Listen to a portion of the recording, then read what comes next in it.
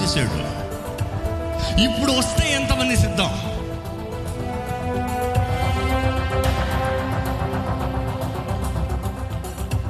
ఆయన వస్తే ఎత్తబడకపోతే ఎందుకండి మన ఆలయంకి వస్తాం? ఆయన వస్తే ఎత్తబడకపోతే ఎందుకండి యేసుప్రభుని నమ్ముకుంటాం? ఆయన వస్తే ఎత్తబడకపోతే ఎందుకు ఈ లోకంలో జన్మిస్తాం, జీవిస్తాం, మరణిస్తాం?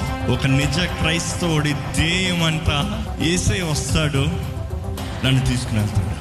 ఎంతమంది నిజముగా యేసే నువ్వు ఎప్పుడయ్యా వస్తావు అని అడిగిన రోజు? ఆయన వచ్చు రోజు, ఆయన యందు నిరీక్షణ కలిగిన వారికి ఆనంద రోజు, ఆయన కొరకు ఎదురు చూసేవారు సంతోషించే రోజు.